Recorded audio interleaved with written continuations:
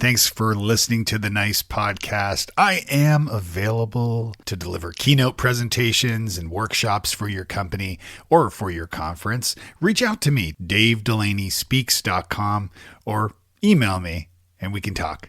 Now on with the show. As a business-to-business marketer, your needs are unique. B2B buying cycles are long, and your customers face incredibly complex decisions. Isn't it time you had a marketing platform built specifically for you? LinkedIn ads empower marketers with solutions for you and your customers. LinkedIn ads allow you to build the right relationships, drive results, and reach your customers in a respectful environment. On LinkedIn, you'll have direct access to and build relationships with decision makers. Of the 875 million users on the network, 180 million are senior level executives. 10 million are C-level executives. You'll also be able to drive results with targeting and measurement tools built specifically for B2B, and they work. Audiences exposed to brand messages on LinkedIn are 6 times more likely to convert. LinkedIn is the social network that drives the most visits to my website. From all the different articles and interactions that I do on LinkedIn, I have to tell you, LinkedIn is awesome. Make B2B marketing everything it can be and get $100 credit on your next campaign. Go to linkedin.com/MPN to claim your credit. That's linkedin.com/NPN. Terms and conditions apply. Video can really be the difference. And I always say it shrinks the distance between us digitally. And if you understand, like if we want to build trust and we want people to feel closer, feel more intimate, feel like they believe in what we're doing, we have to find ways to shrink that distance. And I think video is the greatest way to shrink that distance. Nice. Nice. Nice. Nice. Nice. Nice. Nice. Nice with Dave Delaney. Welcome to the Nice Podcast, all about communication, collaboration, and becoming better leaders. I'm your host, Dave Delaney from Futureforth.com, where we help fast-growing technology companies retain talent and improve culture and communication so you have happier, more connected teams. Today, I'm speaking with the one and only Brian Fanzo. Brian's a digital futurist keynote speaker. He's a quote-unquote girl dad times 3, which I love, and he's also the host of the NFT 365 Daily Podcast. Brian, welcome to Nice. Hey, thanks for having me. It's nice to be here. Yeah, it's awesome to have you here, man. So what's the nicest thing someone has done for you recently? Oh, someone has done for me recently. Oh, wow, that's a great question. So I was like, well, because I love being home, but it's definitely a change for me since most of my career has been on the road. Yeah. And I'll actually say, it's interestingly enough, it was my youngest daughter. Right? So I have a 12-year-old, a 10-year-old, and an 8-year-old. And my 8-year-old, I took her to school yesterday morning, and we were walking outside, and she said, "Dad, thanks for always trying to make our days better when you drive me to school." Wow, and that's the way awesome. She said it was like, it's an 8-year-old looking up at you, and I was just like. It was one of those moments where, everything else is going on chaotic. And I was like, wait, she appreciates it. So yeah, that's the first thing that came to my mind on something nice. And it happened from my 8-year-old daughter. That's amazing. Yeah, and you've got a 10 and a 12-year-old and I have no doubt they're all awesome kids, but I have a 15-year-old daughter and a 16-year-old son. And so I do realize that like around the 10, 12, 11 mark, that's when things start to change a little bit. My oldest has me dropping her off on the side of the middle school now. So that just happened a month ago. And it was very, very the first time I was, Dad, just drop me off and just keep going when you don't wait for me. And I was like, oh. And the very next drop off was, Dad, can you do on the side of the school? So it's happening. I feel you. I know it broke my heart when these things started happening. But I remember, working from home as I've worked from home for a decade plus. And so part of that was always, carpooling and taking my kids to school and teaching them the best music, because that's also very important. And that's the advantage of carpooling. I got reprimanded at school because I like to do like I dabble in magic barely. And I went for lunch and I sat at the little round table in the little chair with my kids and like their classmates. And then in a packed room of other kids doing the same thing. And I started doing some sleight of hand and it totally disrupted the whole thing, right? Like they have like a precious like 25-minute window or something. And so the lunch lady actually told the teacher, who then called my wife, and I got reprimanded by the teacher and my wife for disrupting lunch. Oh, that's kind of. But I also love that you say you like dabble slightly in magic. Like just the idea that you're contemplating it. You're like 10 legs up on me. So I got dad jokes. That's about it. That's it for with my daughters, and they're not a fan of that. They often tell me that I dress too bright, and they kind of wish that I would dress more without like less pinks, dad, and But I love that you dabble in magic. Yeah, I've always been nerdy that way. Like I like card tricks and kind of like a little bit of sleight of hand and some gimmicks and stuff like that. And I go through like periods of my life where I get really excited about it again, and then I start buying a whole bunch of stuff. And so I kind of went through that maybe a couple years ago again. And yeah, it's fun. It's definitely a fun thing to do for sure. So tell me like who is someone that was especially nice to you in your career? Oh, well, I will say I'm pretty spoiled. I have never had a bad boss, as wild as that sounds. And I've had a very diverse career. I worked in UPS delivering packages for the first year out of college. And then I worked for the government for 9 years and 2 startups before working for myself. And I was very blessed. I had a lot of really, bosses that kind of went out of their way, to empower me. Like I always felt like they were okay with the fact that like I was confident that one day they would probably work for me. So I'm very blessed of like that approach. But when you said that, I will say, the smartest person that I've ever met, the CEO of the last company I ever worked for before going on my own. His name was George Schlesman, and he owned one of the largest data center companies in the United States. He started out of his dorm room in Arizona State, and he was a tough guy to crack. He was very stuck in like his ways. But he also is the reason I became a public speaker, is because he hated public speaking. So oftentimes I would take the opportunities that he would back out of, and he always like appreciated my like commitment to being a parent, and that wasn't the case really in the government role I had. And I ended up, the company got bought, and on the day that the company got bought, the startup that I got bought, they came in and laid me off. They said, we don't understand what an evangelist is, and we have no idea why you report to the CEO. We have no idea why you don't have KPIs or sales quotas or any of these things. So like today's your last day. And up to that time, I'd been there a little over 2 years, like my face was on the side of the building. I was very much like the voice of that company, but they were getting bought by a big conglomerate. And I had just had my second kid within 3 months of having my second daughter. And so they're only 14 months apart. And he, without me asking, I was still kind of packing up my stuff on that day. He messaged me and was like, hey, in a couple of days, message me. I have some work for you with a couple of startups that I have that you don't have to sweat. And I will say it's the nicest golden parachute you could ever have asked for, is that he hired me pretty much within a couple of days he said, how much were you making for our company? And I told him, and he said, I'll pay you that much to advise my startups for the next 6 months to kind of get you on your feet as an entrepreneur. And I mean, I'm indebted to him to this day, because I don't know if I'm able to kind of lean in, knowing with like the stresses of a young children, and that if it wasn't for him, and he might be known like publicly as being a little bit of a tough act, and he's ridiculously smart, but it was the nicest thing that I didn't expect or see coming, and I'm still paying off the benefit of that 8 years later now, and doing what I'm doing. And I think a lot of it has to do with his nice gesture that he definitely didn't have to do. Yeah, that's amazing. So what is George doing now? So he's funny enough, he kind of went back into like a very similar comm space because he just loves working. And I think he's more of the advising side on some of these big PR comm side of the house. But yeah, George Schlesman, he's his brother and him out of Phoenix, Arizona. I mean, by far one of the, I mean, he has worked with like, the Amazons, the challenged Rackspace and Google when it came to data center technology, and just all around really great human too. Yeah, he sounds like it. He sounds like a great guy, great heart, for sure. Remind me now, are you originally from Phoenix, or whereabouts are you from? No, so I'm from Pittsburgh. Okay, yeah. And went to school in Virginia, and then somewhere in the middle, I was traveling so much, I asked my boss if I could move because I didn't really like Northern Virginia, and he said yes. And at the time, my brother was just graduating from Arizona State, so I moved out there.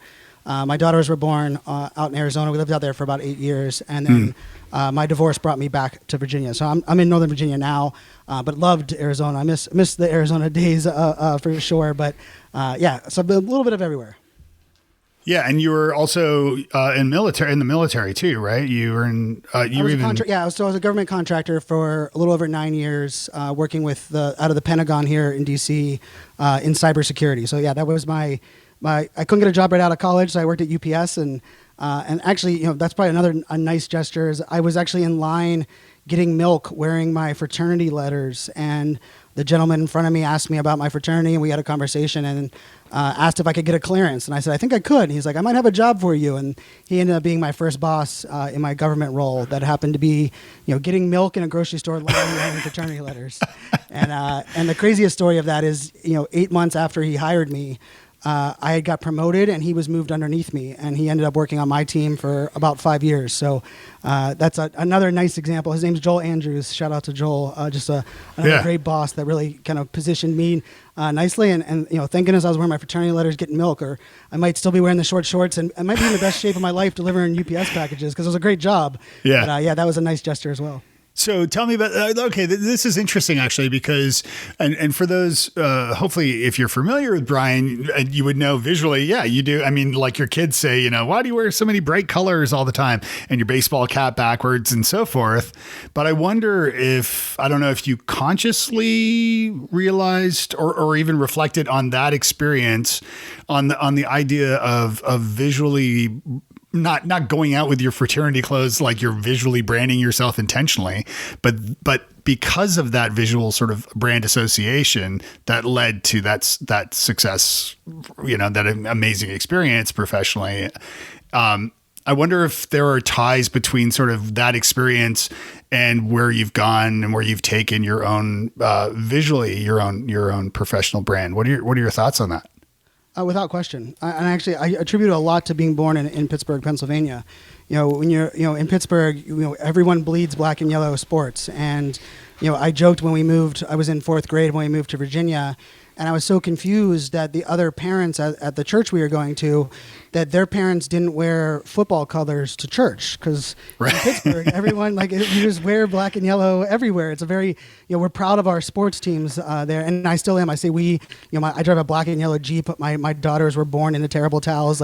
It's just like my world.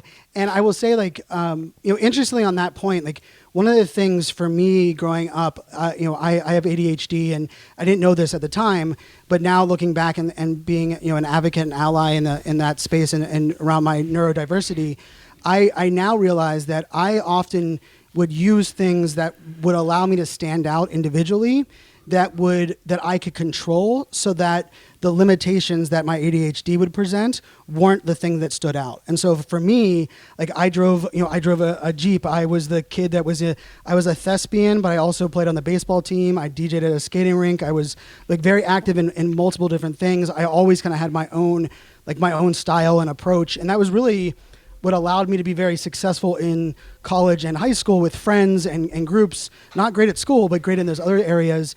And, and funny enough, when I left the government, I kind of lost, weirdly people would have thought the government would have kind of controlled that. But I was actually more of the token millennial for about 9 years, where they kind of put me on a pedestal. I was one of the youngest people to get the top secret SCI clearance at my government agency, and I kind of got trotted out there as hey, this kid who wears that backwards hat still, and his suit jacket, in the government at the Pentagon is on our team.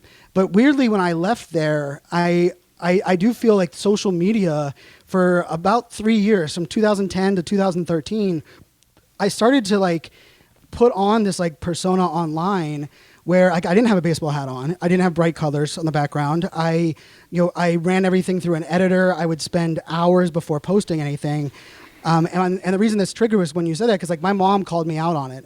And I actually tell this story on stage now. That's why I know some of those dates. But it was like, I know the date for sure because we ended up going, my mom and I went back and like, it was November 2nd, 2013. And my mom had literally called me and was like, I'm not sure what's going on with like you and social media, but I just want to make sure that you're still being yourself and you're not getting lost online because you're not even wearing a hat in your profile photos. And that was like my mom, like, calling me up, and I remember being like, Mom, you don't understand social media. You have no idea what you're talking about. Like, and I hung up the phone, and it was like that realization that day that I was like, wait a second. The reason I don't think I'm enjoying online, the reason I don't think I'm standing out, the reason I feel like this, like more so imposter syndrome was I was kind of shelling that version of me that I've always been. And since that day forward, so anyone that knew me kind of like those years, I think it was like shell shock for them that I was so, I'm very, loud. I'm not afraid to kind of not only dress my own way, but approach things my own way. Yeah. But it has been, I will say it's been an essential part of my, brand. And also at the same time, I always like to say, I also had the highest civilian clearance that you can get. So like I understood like where I could push things or the balance and also the need in some arenas that I needed to wear a suit jacket, a suit tie. And I briefed the Joint Chief of Staff, every quarter for 4 years. But I also understood that I also needed to, set myself up for the best possible success, which means I'm most comfortable in my own skin when I'm able to kind of control, how my like first impression is. Yeah. I wonder if, and especially with imposter syndrome, which we all experience, something where leaders maybe not fail at being themselves, but I think leaders, especially if they're like put into a senior position or they're suddenly leading a team or they're even leading a company, maybe they feel like they've got to lose the baseball cap and the black and yellow clothes and kind of look the part and in order to play the part and from that end up being miserable. Yeah. And I think that also kind of comes in like a lot of the narrative that comes down, right? Like the idea that like you can't be too friendly with your employees and like understand that balance. And like your appearance and the fact that you can share things you're passionate about doesn't mean that you also can't understand that balance. And I will say like, I manage a very large team with a very large budget with the government. And my first 30 hires were all older than I was, because cybersecurity wasn't very popular then. People weren't going for college. So it was almost I had 32 direct reports on my team, and the first 30 were all older than I was. And the interesting part of that was like I attribute a lot of my success was that when I got the role, most people told me, hey, this is what the guy before you was doing, so you're probably going to want to adjust who you are. And I kept telling myself, like, that person is no longer in the role because they were doing things that way. And I got this opportunity to do this because I do things my way, and I'm very blessed because of that. But I do feel, and I understand it, right? Like that idea of like, okay, now I'm at this level. I need to, now I have a different standard to set. I have to keep like this distance between myself and the employees. But I think that's usually that conversation is painted with too wide of a brush, and I think it does need to be a little bit more drilled down to understand like, hey, you do have to understand how to separate things, but it doesn't mean you can't connect with your employees or with those on your team by sharing some of your passions or kind of bringing your own approach to things. How did you do that? I like with some of the folks in your team to get to know them better and to build a good rapport with them, because obviously the cost of replacing and rehiring and retraining talent is astronomical. I've got a little calculator I built on Futureforth.com that actually has the calculator there. You can actually put in a salary and see how much it will cost to replace that person. So we know it's astronomical.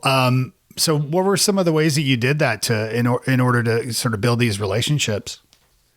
So, the first thing that comes to mind, I was a big believer in like, I wouldn't ask them to do anything I wasn't willing to do myself. And one of those, like we worked on a government contract. So there was a lot of things that had some regulation on, like we had a certain amount of hours that we had to bill and we had to be working during those hours. So there was a lot of things where we were tracking, how people were working, where they were working. And this was, 2007, 2011. And some of those things I know still are in play. And I remember one of the things I did, and I still actually, a couple of the people that worked for me we're still in connection. And they will tell me, they still tell the stories of like, they were like, Brian, I can't believe that like we have to have Microsoft Communicator, lit up and it has to be active that we're actually working. And I said, well, you know what I'll do? I'm going to turn on, and this was like, right at the early, like it might've been like the iPhone 3GS. I said, I'll tell you what, I will turn on Find My Friends for you, and you will be able to know where I'm at during all of the days.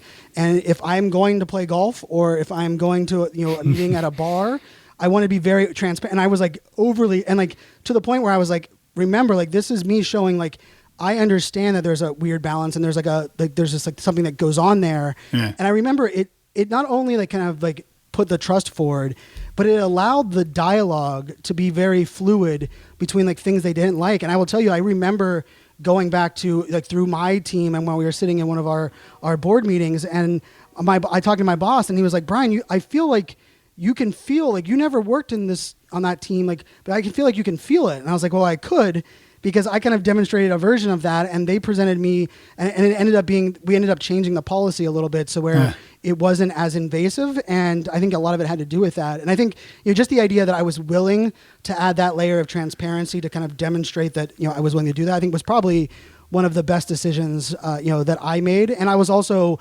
not afraid to share my mistake. Like even if my employees didn't see it, I would, after, of course, like I'd be like, I would deliver that and I'd say, actually, just so you know, I was the person that hit reply all on that email and I didn't do the checking, and this is what it cost me. And I remember people saying how refreshing that was. And like, to me, it was also like, I want you to know, I don't need you to be perfect and that we all make mistakes, but I also want you to know like that there are, there's some results that will happen from that. And I really tried to like humanize that version of myself, and it's actually still what I do to this day. Is I try very hard not to portray perfection, just because I know that no one believes that anyone is perfect. So I think breaking down that barrier has been a big win for me. Yeah, for sure. And the fact that, I was going to actually comment on that too, but you actually mentioned that you do that still today. That's what I was going to actually mention, was your transparent and honest approach to what you're doing and the content that you produce, and how you communicate that is definitely on point and clear. When you think of like leaders of organizations who want to be able to become more transparent, more honest, and more trusted, and doing it in ways, beyond just their staff, maybe, all stakeholders or investors or so forth. What are your thoughts? I mean, obviously, I do want to talk a little bit about video, because you're one of the people that I think of when I think of someone who's done such a wonderful job using video, streaming and videos, YouTube and so forth. Tell me a little bit about kind of how that came to be, and maybe some tips on maybe how a leader or someone can use video to better, communicate their own management style and their own personal brand as well. Yeah, of course. And I appreciate the kind words. And I will say, a big thing for me is, there's a difference between transparency and oversharing. And I think sometimes we think of the kind of the two as the same. And I always say, like, transparency is more about giving people a window into what you have going on. And a lot of like the oversharing, boasting is like me putting things in front of everyone else, right? And like broadcasting, my dirty laundry or my things that are going on to the world. And I always say, like, for me, the magic is in the word access. Like, I really think the word access is the key to kind of the mindset shift, because that's what people are craving, from your employees to your customers to your clients. It's access to get to know who you are at your core, right? And I think that access is often hard to get or hard to gauge if we're only interacting via a email or text message, or even the phone, for many cases, where phone allow us to be authentic and often vulnerable, but it's mostly vulnerable in the things like we want to share versus what video really allows. And a lot of it is that like nonverbal, but it's, I like to think of video is I'm letting people in, kind of see who I am, versus a lot of our other communication is us having to put things out there. And that's been kind of a magic recipe, I think, for a lot of, managers and executives, especially today, where, it is a game of trust. And we have to ask ourselves, like, how are we building that trust? And then we also have to ask ourselves, are we only willing to build trust via the vehicles or content or communication style that we are most comfortable with? Because let's face it, if we want to get the best answer, we want to get the most out of the people that we're working with, we need to be willing to communicate how they prefer to be communicated with. And I think there is something beautiful about like looking somebody in their, digital eyeballs for whatever it's worth, right? Like, Yeah. And I think even like, I was, talking to one of my daughter's school teachers, and my middle daughter is like myself, has ADHD and dyslexia. And I was talking to the teacher, and she was like, it's so different when the students are on video versus off video. And like the school district here isn't allowed to actually, require kids to be on video. And I remember kind of walking her through, she was asking me for tips based on, what we do with speaking and video. And I remember walking her through, like, rather than like forcing people to be on video, because video still feels like, for those that are intimidated by video, it's because we're trying to be what we see like on TV, right? Like we're trying to be like that, like where you have to perform all of a sudden. And I think the thing that becomes beautiful is when it's more of, we have to level set, we have to like set the expectations, the energy from the start when we communicate via video. And if you do that from the very beginning, it changes the entire dynamic. And I think I used to have to use examples of like, now, if you've ever on Zoom, but I think now every human being's been on Zoom in the last 2 years, right? Like, it's the difference between someone coming in, asking how's everybody doing, not caring about the answer, and then jumping into an agenda, versus someone coming in and kind of like welcoming to the people of the room, giving them a little background, like, oh, I don't know if this light behind me is good. Can you guys see this picture of my cat or whatever that may be? Yeah. You'll notice that like that it completely shifts that energy and dynamic. And for most people, they don't recognize like that's the key to the video piece, because as soon as you move away from this need to perform to a camera, and now you just have to, I always call it's participatory content. Like I'm just participating, and the camera happens to be, the vehicle that's allowing me to do that. It does change the big dynamic there. But I always say I have 2 rules for video. One is that you have to remember that perfection is a fairy tale. Like you cannot, convey perfection. Like the only thing you can guarantee, especially with like live video or Zoom, is that like something's going to go wrong, right? Yeah. We both are podcasters, and we got on this podcast, and I couldn't get my audio to stop echoing, right? And like, right. And that's just a basis of our world. And so I always say like the first rule is that perfection is a fairy tale. And then the second one is like control is an illusion, right? We only can control ourselves. We can't control all of the other variables outside of the camera and the lighting or what people are thinking or what they're saying. And I think when you kind of embrace those 2 things and you think about it as, hey, I'm not performing, I'm just giving people access to who I am. Video can really be I think it can be the difference. And I always say it shrinks the distance between us digitally. And if you understand, like if we want to build trust and we want people to feel closer, feel more intimate, feel like they believe in what we're doing, we have to find ways to shrink that distance. And I think video is the greatest way to shrink that distance. Yeah, video has been something that has been obviously it's on my radar, but it's something that I haven't done a ton of. And it's partly like thinking through, like when I write a long blog post, or when I wrote my book, or when I do the podcast, I'm thinking things through, and with video, I don't seem, for some reason, I have no problem. I mean, I deliver, like, I don't know, 12 or 15 webinars a month. so live, like they're not recorded. So I'm doing plenty of work in front of a webcam constantly. But as far as like my own thing from a video point of view, I mean, we're even recording this in audio only just because I've been podcasting with audio since 2005. So tell me some tips, and for our listeners, on how to maybe come up with not necessarily something as strict as like an editorial calendar, but something like that where you're thinking through, like, what are you going to talk about? What is your video? How long should it be? How frequent should it be? Things like that. And I do want to talk about your new podcast too. So, but let's talk about that.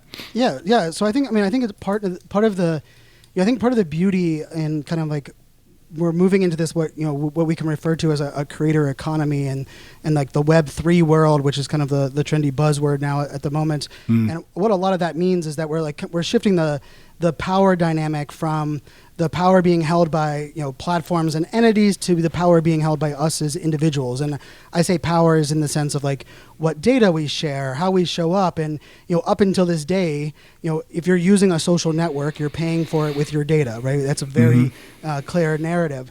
And I think one of the things we have to look at is for the last many years, the content we create, the things we've been putting out there, the platforms have benefited for the most part more than we have as individuals, right? So there's a good reason that a lot of people were kind of hesitant to like this idea of either creating content on a frequent basis or putting video content out there.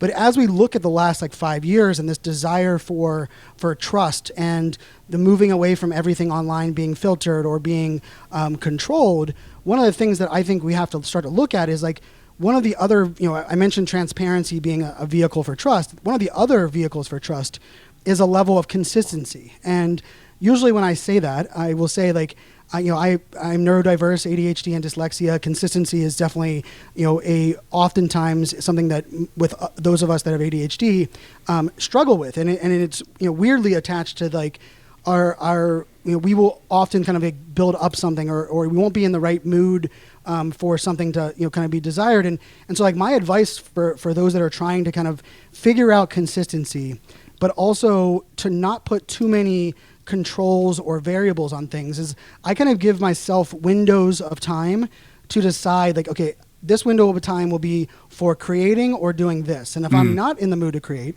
then I give myself the grace for doing it, right? I think we get into this like programmatic stand where like if I don't do it now, I'm not going to do it at all. And it's when it's an all or nothing approach and you're trying to do something you're not comfortable with, you're going to give up. You're going to stop, right? It's just like it's like human nature for us to kind of yield away from that. And so for me, like that idea of grace, but also managing the expectations. Like when I say the word consistency, up until this year, I would always say like consistency is ultimately what you decide it is, right? So if you say, I'm going to show up every Friday, then your consistency is a weekly basis, right? If you're going to say, I'm going to do these webinars bi-weekly and that's your consistency, you just have to deliver that because, interestingly enough, consistency still to this day is one of the easiest things that every one of us can do.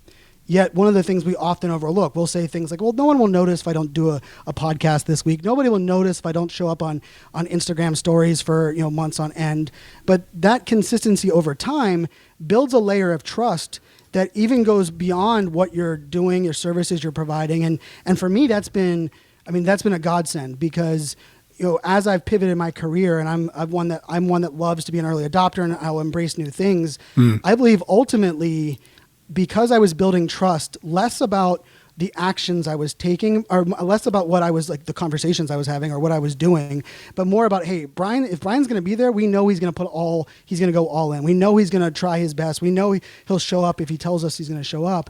That has been a massive kind of win. And I think in a world where, pivots are going to come at us from all directions, it's important to find ways that allow you to, your audience to kind of follow you where you go without you having to like reinvent, the trust and the vehicle, on each time. And, to kind of connect that to the podcast, I'm one that, I've said for the longest time, like I've had, not as long as you, but I've had 5 podcasts over the last 7 years. Many of them, almost all of them were weekly. And I always laugh because I would say in the podcast, I can't guarantee what time of the day. I just know it'll be every Tuesday because like consistency was something that overwhelmed me so much that if I told people 9 a.m., then I would get so nervous at 8 a.m. that rather than like delivering it at 10, I would just not deliver it because I was like, well, I didn't deliver it at the time I would say. And so I actually managed my expectations that way. And interestingly enough, came up with this idea on November 6th and said, you know what, I want to go all in on this NFT Web3 space. And if I want to, it's changing so fast, I'm going to have to do a daily podcast, which when I said it out loud to my team, I was ready for them all to like kind of like laugh and be like, Brian, like that's not in your wheelhouse. Like, let's be real. You have ADHD. You've never. Yeah. And they didn't. They were like, that would be an amazing idea. Yeah. And today while we're recording it, this is I've done 117 straight days of a podcast episode, and it's evergreen content. I'm not doing news. It's very I'm recording it and editing it and uploading it myself, and it's been it's the most rewarding piece of content that I've ever done. And I've been a creator on lots of different ways. And I think weirdly, it was pushing myself to this new, expectation of creating something daily, but also now realizing that I get messages throughout every single day where people have built me in to their daily routine in a way that I didn't even know I could be like that value, right? That interested. And so it's been a wild ride. And, by the time, my goal, the name of the podcast is NFT 365. And of course it's for 365 days. And so my initiative was like, what if I just did a podcast episode every day for a year? And it became like kind of a time capsule of this entire landscape as NFTs become more popular. And like so far, I mean, I had, it's those, I launched November 11th, 5 days after I came up with the idea. And I was like, if I make it to Christmas, I'll be proud of myself. And it was actually around episode 62 that something clicked, and it went from no longer having to like convince myself that I can be consistent and more like, I'm going to show up for my people every single day. And it's weird. I can't picture a day moving forward that I'm not doing this podcast daily. And so, I'm a testament to the idea of like, 40 years of my life telling myself I couldn't do something daily because of my, ADHD and because of my track record. And now we're, on the time we're recording this, 117 days straight. And, yeah. Rolling on. That's awesome, man. So how are you thinking, because I was asking about like the idea around an editorial calendar kind of thing. How are you able, especially in a daily podcast, where are you coming up with ideas? I mean, are you just like riffing or like are you just pressing the damn button, the name of your awesome keynote, or one of your awesome keynotes? But tell me about that. Like, how are you planning out what you're going to talk about? Search engine optimization can be confusing, but your business can benefit from it regardless of what you do. SEMrush, an all-in-one digital marketing suite, can cover key SEO activities, including tracking your competitors' keyword strategies, improving search rankings, and much more. Why choose multiple solutions when you can use just one? Start your free trial today and get on top. Go to bit.ly/SEMrushMPN. That's bit.ly, bit.ly/SEMrushMPN. So, I mean, I'm very much a consumer as well as a creator. So I do have kind of like a running, because I love, like for me, like I feel like I found my sweet spot being like I translate the geek speak around complex, like early adoption technology. And so like my goal is to simplify it. So I often want to listen to how others are sharing knowledge to understand, okay, they're sharing it this way, and it might not, it might be a little polarizing. It might be, disconnected, and how I can interpret that. And then I also, I initially said, I'm going to do a solo podcast, which I've done. I did a different solo podcast called FOMO Fans. I did that for 3 years. And I did it originally because I didn't like managing other people's calendars and getting interviews. So I was like, I'll just do a solo one. And it lasted 3 years. Yeah. And then it was about episode, I think 24 episodes into this podcast, when I recognized, what I need to add, I want to highlight and add some other voices to the show. But I'm not going to put like every Tuesday is going to be an interview, because I kind of started to kind of adjust my editorial calendar. And so I do have a calendar. I do have a kind of an idea of, okay, these are the things that I wanted to do. And so initially I scheduled 3 interviews that were with people that I was like, okay, I'm going to record the interviews. We're going to put them into the podcast. And then I kind of like gauged that reaction. And then I leaned in and said, you know what? It's every single day. So every 7 days, there's 2 interviews and 5 solo episodes is kind of what we've evolved into. And what is beautiful about that is, as I consume something, we add it to like the list of our topics. And then based on either what the previous guest had or the upcoming guest, or what's trendy in the environment, I'm able to lean into it. And I will say, like, I also like have gone out of my way to make it it's focused on education and evergreen. Like, you can go listen today to episode 3, which was recorded on November 14th, and I believe it's still going to be relative to what's going on in this environment, even though the environment changes a lot. But I really focus on that piece of the content, which I also think gave me a level of comfort, because I'm then not super swayed by like the news or drama or whatever is happening in the media. I can address those things if I want, but my content isn't determined by anyone else. And so we have like a shot list. And funny enough, I think we were 40 episodes in when our shot list had over 365 topics. And I was like, well, now we're just going to keep building on, and we can kind of prioritize. Right. And I think our list now is well over 400 topics, and we kind of just lean into them. I will say I do kind of have my own I have like a rule of 5 that I use for the podcast. It's 3 key takeaways that I want from that episode. It's 1 story that I believe will kind of connect to those 3 takeaways. And then the last thing is either a data point or a piece of self-deprecating humor that will also kind of connect the thing. So I do a sticky that's note interesting. every one. So yeah, that's my rule for every single podcast I do. And funny enough, even my virtual presentations I kind of leaned that same philosophy where, we know that people are only going to consume so many things. So every single episode, I just start with a sticky note. I do the research, I plan things out, and then I'm like, okay, what are the 3 takeaways? What is that one story that I know that can connect some of these dots? And then, okay, here's a data point or a quote that I want to make sure I bring in. I put them on the sticky note under the camera, and then I press the damn button. I love that, and I think that's really adds some clarity to how others can do this. So thank you for that. Now I want to be mindful of our time here, and I want to be. Do you have a hard stop? No, we're good. You're good. Okay. I just want to make sure. So I do want to obviously talk about this little thing called NFTs. And I do encourage everybody to definitely go and check out Brian's show, NFT 365 Daily, and subscribe to that and listen to the back episodes. But yeah, for those and I'll be honest with you, I don't own any NFTs. I'm not totally... I'm an early adopter on a lot of this stuff, but at the same time, as it applies to NFTs, it's I'm getting older. I'm trying to focus on specific things, and NFTs isn't one of them. So tell us a little bit about maybe NFTs and how maybe they could be maybe they could apply to the workplace as well. For sure. And I will tell you, a year ago, around this time, I remember mocking NFTs. Like, what a joke that there's these JPEG pictures of monkeys that people are paying $400 for. And it made no sense to me. And I was also I'm not really a gamer. I was a baseball card collector growing up, but I'm not even a massive collector of things, right now. So I wasn't really attracted to the NFTs themselves. What I've always been excited about was this idea of what is called blockchain technology, which blockchain is what crypto is based on. It's what the metaverse is based on. It's what NFTs are based on.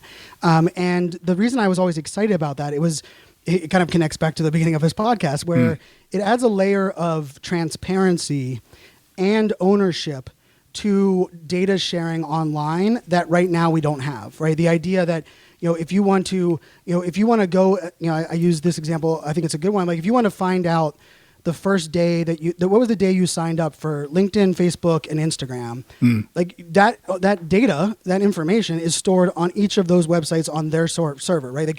We're trusting those entities that they actually have that information. It's presented to us, and they believe it's worthy for us to actually see that, right? But yet it's something that it's an action that we've taken. And I started talking about blockchain in 2013, 2014 at the data center company I worked at, because for me it was such a great, it was like this curious idea was, what if we could decide how our data was shared, how it was managed, but we also were able to do it in a way that it was validated instantly, right? Because the idea of it'd be great if we could just say yeah, give it to the person, but let's face it, now we have to trust people to tell us the truth on what they're doing. And so what blockchain actually does is it actually allows us to have a permanent, public record every time something is minted, which is the term, onto the blockchain. And so this can be anything. And so right now, NFTs are one of those examples, right? So you're seeing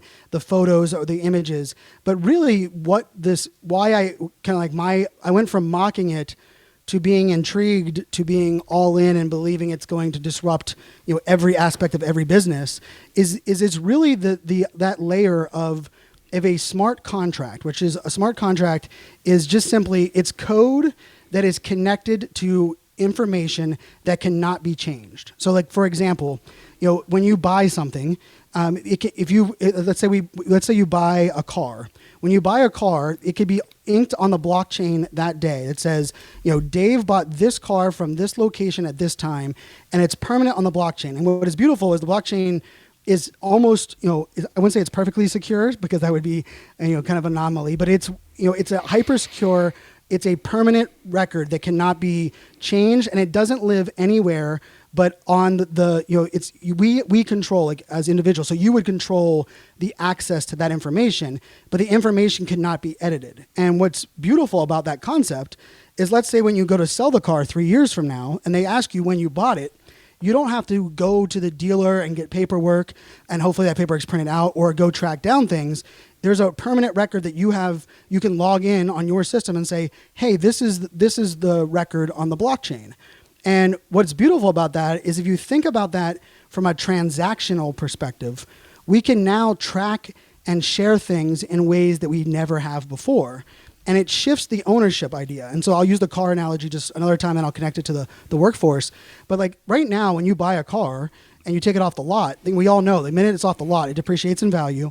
And for the most part, the dealer no longer cares what you do with that car, right? Like, they're like, oil change every 3,000 miles, but they don't care because like they don't have like a ventured interest to that. But in this shift of the dynamic, what we're seeing is that, well, if we love the car and we take good care of the car values maintain, the reputation of that car continues to grow, and that dealer is now really benefiting from our ability, because I'm like a Jeep driver, and everyone knows, like, I talk about Jeeps, I love Jeeps. The fact that I became like a Jeep advocate because I love my Jeep, I make Jeep dealers' lives a lot easier. It's easier to sell Jeeps because those that have had Jeeps have talked about them. And because we end up being that vehicle, well, why isn't there something kind of back and forth? And so in a blockchain world, and this is like 5 years from now, but it kind of opens people's minds beyond like the photos and things we're seeing now, is that imagine that if the car dealer could say, okay, you're going to be able to put this on the blockchain, but also in that contract, it's going to be written that I, as the dealer, I get 10% of whatever you sell the car for. Now, that might sound like, wait a second, why are we giving that 10% up? But what that does is actually shifts the responsibility for the maintenance and care of that car to the dealer, because now the dealer wants you to take care of that car at the best level possible, because they're going to have a residual percentage. And the beauty of the blockchain is, if that is put into the contract, no matter what you do when you sell the car, that 10% goes back to that person. You can't change that, right? Because it's inked into the blockchain. So all of a sudden, rather than all of these things being on us, like, they're going to bring the oil changes to our house. They're going to be the ones. They're going to all of a sudden, going to figure out how can we optimize, the brake pedal, the brakes, so the car holds value more, because they actually have a contract that cannot be changed, that they actually have a percentage in it. And so now it really kind of changes a lot of that dynamic. And so that's where NFTs open up, and they also open up in a way of digital identity and reputation management, which I think in the workforce especially is important, in the sense of, like, right now, like something like, what school did you go to? What classes did you take, right? Like, even figuring out that information in a way that can be shared, it's still like we have to go to the university and ask for our transcripts. But isn't the irony in that is, we paid for school, we accomplished the goal, yet the data that needs to validate what we accomplished is actually being held by the people that we paid, right? Like, there's a weird, and it's just the basis of our entire, it's how the world has existed. But as we move to this blockchain, imagine if all of that information is now at your individual disposal, and you can actually now show it to you can decide what you share with, your workplace or what was going on, but you can do it in a way where it is controlled by you, but it is validated because the university, on the day you graduated, minted it onto the blockchain. And so now the NFT, you could have NFTs in your wallet that the NFT has the day you graduated. The NFT has your first client. And this could go as far as to say, like, when someone gets an award or they're promoted, you could actually give them an NFT that is on the blockchain that says this person accomplished these things. And the nice part about that is, for the first time, those real rewards and accolades are now validated and able to be taken outside of an organization, because we all know that, right? Like, that's like a limitation. Is it usually like you get all these awards, but if you leave the company, like, yeah, that's cool, you did all those things, we believe you, but like, now you're over here, and we're gonna be able to kind of transfer those things. But these successes that you're describing here are all sort of beneficial to the end user, let's say, right? So the guy who buys the car, the woman who's promoted at work, and so forth. And I'm not really seeing like how is there a benefit on the side of those that would have to implement such systems, like the car dealer, like the car dealer, the university, and so forth. So if we think about it this way, like, how do we incentivize our employees today, right? Like we hear always, right? Like we don't want, we don't want to, take too good care of our employee so much so that they leave, right? Like that's like a narrative. And I know we kind of like love to debunk that, but I think part of it becomes like, how do we incentivize and motivate, but also do it in a way that is mutually beneficial? And so, social business employee advocacy was kind of like my sweet spot in the government. And I always struggled with, it was easy when I worked with government employees and the military because the military had a record. And you would say, like, if you accomplished this, you got certified in this training, it would go in your permanent record, which for the military was like all the motivation they needed, right? I had people I was in Iraq the first time and they were in the battlefield during the day. We would teach at night. They would do jumping jacks in the back of class to stay awake. And thank you to all the military families and those that served. Yeah, absolutely. But they would do that because they knew that this would go in their record and it would allow them to build upon it. I question that in today's workforce on how many things that are kind of, we either say, they could be programs, they could be incentives, they could be, little things within the company. How many of them do the employee ultimately believes is making them as a personal brand better? Because as a manager, if I'm able to find ways to incentivize by simply saying like, we're going to give you an NFT when you accomplish these things, right? When you make these things happen. And the beauty of that NFT is that you no longer have to go pitch to your next job that you met your sales quota 4 years in a row, and then you give them a bunch of papers that they kind of believe. You can actually show them, here's my 4 NFTs from my boss each time that it happened, and these are the sales quotas and these are the numbers, and it's immutable on the blockchain. And so as a manager, as an executive, as a business, it's now giving us some of that because how do you build someone's personal brand, but ultimately not do it just so that they can leave your company? Right. I believe part of that is this idea that says everything you are doing is investing in you. But if we continue to incentivize the right way, reward and celebrate, you're going to want to continue to build that same database inside. But if we're not holding up to our standard, you're going to leave. And I think the companies are willing to say like, hey, we back up what we say. And it's unfortunately like some employees leave before giving us a chance to deliver on our value. Well, now you have the chance to prove that, right? Because now you have these things that are there. And I always like to look at like when I look at social media and I see how many people put in their profile, like ex-employee of Google, ex-IBMer, right? And like, for me, like there's so much power in the fact that they loved working there so much, or they felt it was such a validating, that they put it in their profile. And I think that also kind of ties back to this world where, the fact that you could incentivize through something like NFTs and we could call them tokens or NFTs for whatever version of it that you want to play. But the fact that could also end up being the way that people are recruited, right? We know that the best recruiting mechanism is those that are already employees, right? Talking about the company and that kind of employee testimonial and employee recommendation. Well, the idea that employees could actually show like, hey, talking to a friend, like here are the things that my company has done for me, and these are the things that I have that they've invested in me, and it's permanent in my record. I can take it wherever I'm going. Now you're adding this layer of validation. And I think the most important piece that I can say is a lot of this is saying, like, it's not saying that this information and data wasn't there in the past. It was. It always was. But the idea of who was in control of it and where was the validity of it was always a question, right? Like, why do we have to get like 3, if you want to buy a house, you have to have like 3 of everything, right? Like 3 because we can't just trust one source. The craziest thing about the blockchain is because of the way that it is immutable. Like once something is minted on the blockchain, nothing can change on it. Like it is permanently inked, and it is the other part about this that I don't think I mentioned. It's also transparent to the public as far as not the actual individual data, but the log of it happening. So there's like a hash that says like this is there on that date.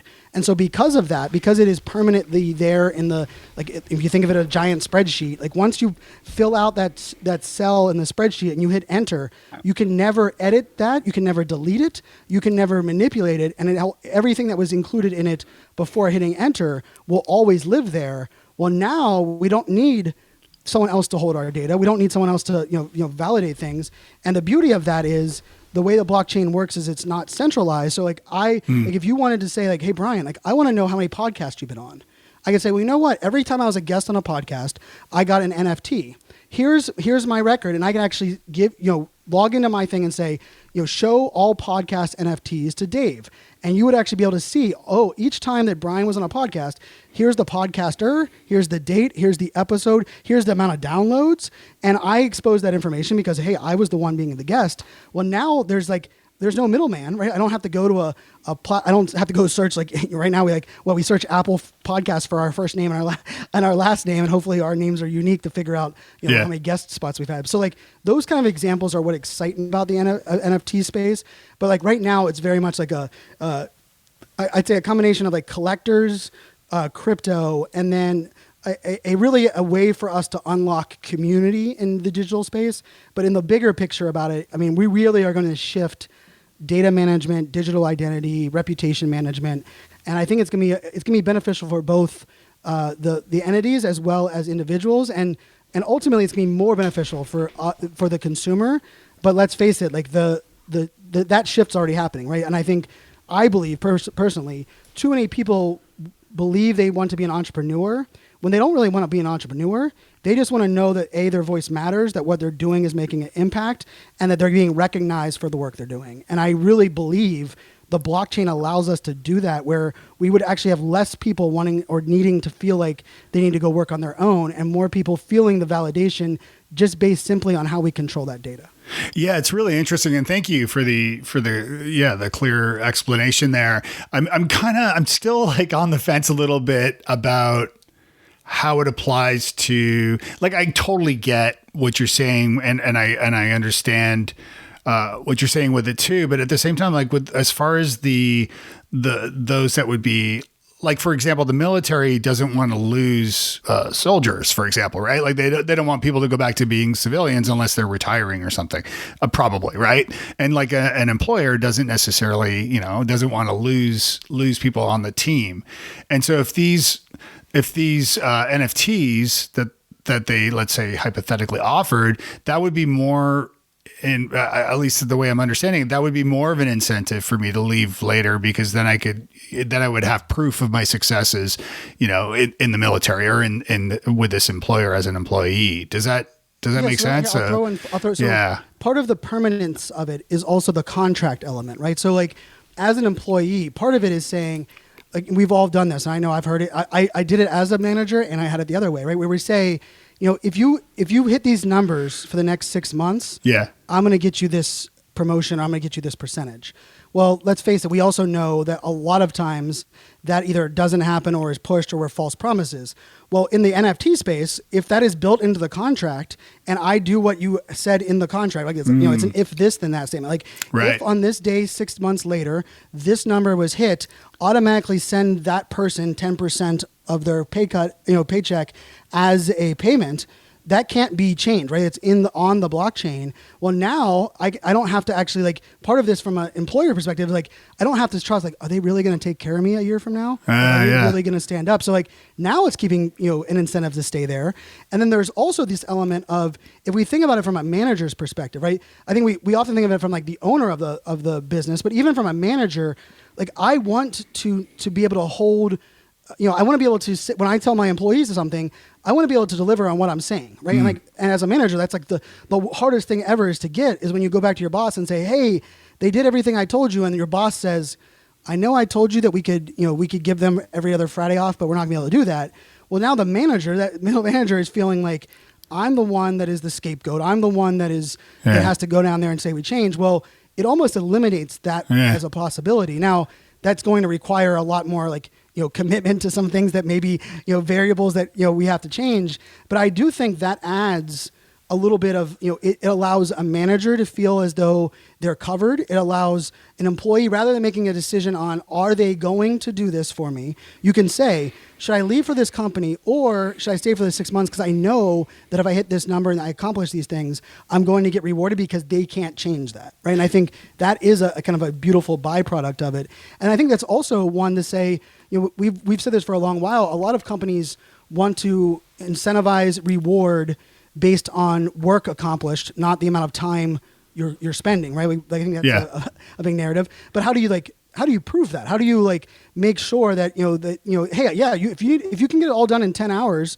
I don't care that you get it done in 10 hours. We all know how that works. I manage a giant team, and as soon as we would say that, it would work for some people, but it would not work for others. But imagine if we were able to actually implement that in the sense of, I don't care what you're working on, but the only way you get this is based on you accomplishing these things. And it doesn't have to be financial, right? It can be simply I need you to make sure that these, every time that you have a customer that renews, it goes into the blockchain, and you're not going to get your bonus until all 10 of them are done. Well, now you have the contract on your side as well as the employer, and they come back to you after they have 8 of them and say, I've worked so hard. And you're like, well, have you worked hard? It does kind of allow a little bit of this, a little bit of freedom on both sides, but also validity on both sides, because you can start validating things that today, it's how do I trust that you're going to do this? Well, I wrote a contract that can't be changed, that you don't get your last paycheck unless you are actually delivering on what you said. And so I'm going to give you the freedom to choose when you work or how you work. Just know that when you don't deliver, there is nothing I can do for you. Now that kind of changes that dynamic as well. Yeah, it's interesting. That's really interesting. Are there employers, are there companies now that you know of that are including NFTs? So I know there's some companies that are looking at it from, I think most of them are looking at it from an external partner perspective first, rather than an employee perspective, which I still argue is to me, it's a little bit it's kind of like influencer marketing, where, a lot of companies go and want to hire influencers to talk about their company, but yet they haven't trained their own employees to tell their employee story. And right. The people on your payroll are committed to your story. Let's fine tune our story there before we try to get an outsider to do it. Yeah. But I think part of it is the difficulty in NFTs is there's also the connection to cryptocurrency that is required, right? So for a lot of this is okay, even if there's not a financial component, we're gonna put it onto a blockchain that also could have a financial piece on it as well. But I've worked with a couple big brands. Most people are familiar with Oracle and SAP, and both of them are coming to me on, okay, if I'm looking at NFTs to reward employees that attend things and that demonstrate, go to things based on our brand, that is either inside their their statement of work, or kind of that gray area. What would that look like, and how do I build that to happen? And I think that to me is kind of the entry point for a lot of the companies today. But I also think we have a little bit of ways to go as far as kind of the policy management, making the technology of it a little easier. But that's ultimately why I'm in it today, and I'm collecting a lot of NFTs that might from the outside, I have a cheetah NFT. Yeah. And from the outside, it's called a coalition crew. And from the outside, you're like, Brian, you spent $800 on this photo of a cheetah. But what that photo of a cheetah gives me access to is it gives me access to an academy that's run by Peter Vogue.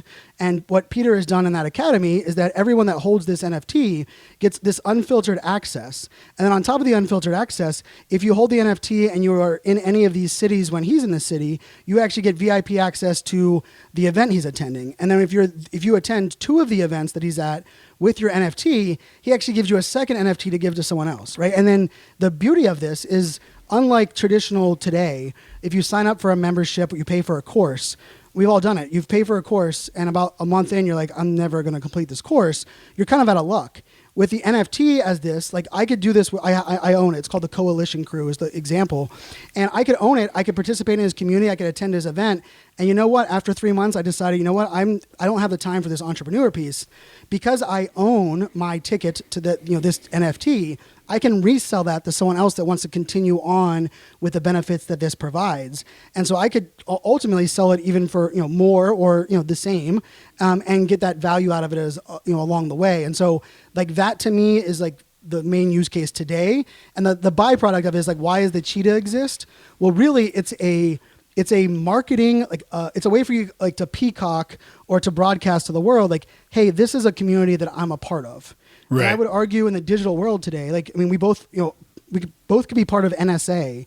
Yet the only way that we realize we're both part of the National Speakers Association is if we attend the same conference or we live in the same city, right? We won't even, there's really nowhere for us to say, like, to broadcast, like, hey, I'm a part of this community. These are the values that I have. And NFTs are really giving us an opportunity to broadcast kind of the world, like, hey, I'm a part of this, and this community shares my values, and so that's why the JPEG exists, and then it unlocks the things beneath it, and it gives a little bit of that ownership. So that's kind of what the main use case is today. But we're going to be moving towards much more dynamic use cases, from everything from buying the car to managing your digital identity within your company. Yeah, that's fascinating, and thank you for this too, because it is teaching me a little bit here too, because I do see it. The most benefit of it is those that obtain the NFTs, or those that receive the NFTs, rather than those who maybe produce the NFTs, and at least in what we're talking about here. It sounds like, but it's fascinating stuff. And I do encourage everybody to check out NFT 365 Daily Podcast. Okay. Thank you again for that. Okay. Let me go to the quick lightning round and we'll wrap up, because I want to be respectful of your time here. Complete this sentence. Nice guys and gals finish. Happy. What's a nice book you recommend to the nice makers? Black Sheep by Brant Menswar. Great book. Let me see. How is Brian nice to himself? I forgive myself for not doing the dishes every day. Not every day. Hopefully you get around to it. I get around to it, but at the end of the day, if I have not done the dishes, I give myself forgiveness. All right. If you had a billboard, what would it say? Be yourself. Okay. And last question. I usually wrap there, but I have to ask you because I know you're a hockey guy. Best hockey movie. Oh, best hockey movie. I have to go Mighty Ducks. Yeah. It's just too. My daughters can quote pretty much all three of the Mighty Ducks. But now, like, going back and rewatching them again, oh, they're so good. It's just all aspects. Like, even the game. Anyone that loves sports, like, sports movies are usually really bad at, like, emulating just basics of, like, the how the referee points the right direction, and funny enough, like, Mighty Ducks got it right. So yeah, I go with Mighty Ducks. I love that, and there's such a classic movie too. Like, it's one of those movies. Yeah, I'm trying to think of, like, my favorite hockey movie, but one of them is certainly. Do you ever watch what is it? Slapshot. Slapshot. Oh yes, for sure. Yeah. I actually have a Slapshot. I have one of the jerseys signed by one of the original Slapshots members, which was, like, a really cool. But see, like, even like Slapshots, to me, like, I love that movie, but it also was like it was like, more of like those, like, cult classics where, like, in a weird way, like, Mighty Ducks was one that kind of, like, transcends, and, like, you have, like, The Miracle, which I think is another, of course, great movie about hockey, and it's funny. It's a great question, because I think there's ways now, especially as a dad, I'm sure you're the same. Like, when I, like, go some of the movies I loved, I'm like, why did I love that? Like, that there's not anything in that movie that have, like, principles that I would stand on or values. And then there's ones like Mighty Ducks. You're like, my daughters can watch that as many times as they want, because it teaches so many things that a value in the long run. It totally holds up too. It's like one of those, like, it's such a good movie, and I love it. And it's very cool that you got the Slapshot jersey, by the way. Bonus points for that. All right, my friend, how can people get a hold of you? So I preach consistency. So iSocialFans with a Z is my username on every single social channel. I'm pretty active everywhere. And the podcast is, you want to check it out, the NFT 365podcast.com is the website. And the piece that I didn't share is, the financial aspect of NFTs, as a barrier to entry today was something that really worried me. I didn't want to create a daily podcast that just made the 1% richer. Like, that's not who I am. And so what I decided to do was that I was going to buy an NFT every single day with the podcast so that you can come along with me. You don't have to put your money up, you can actually see what we're buying. You can see the benefits we get. You can see if does it increase in value? Does it decrease in value? So, as of this recording, I bought 117 days in a row. I've bought an NFT, and you can check it out on the website. You can see the different ones that we've bought, why we bought them, who's involved, what are the different use cases. So yeah, all of that's on the website, NFT365podcast.com. All right, Mr. Fanzo, thank you so much. It's been an awesome time catching up and chatting. So thanks for joining me. Thanks for having me. Cheers. Thanks for listening to the Nice Podcast. Please leave a review if you enjoyed this episode at friend.nicepodcast.co. And you can find show notes, links to other episodes, and lots of other goodies over at nicepodcast.co. Music by Alistair Crystal at alistaircrystal.ca. We'll see you next time, and be nice.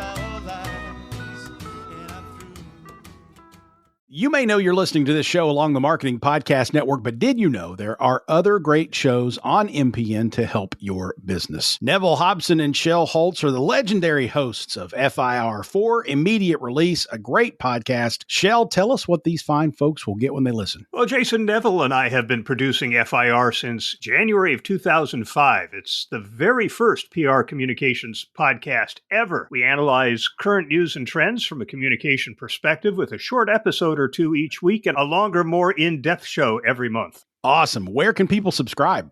Well, they can go to firpodcastnetwork.com. They can find the show, of course, at marketingpodcast.net or search for Immediate Release wherever you get your podcasts. You heard him, folks. Go subscribe.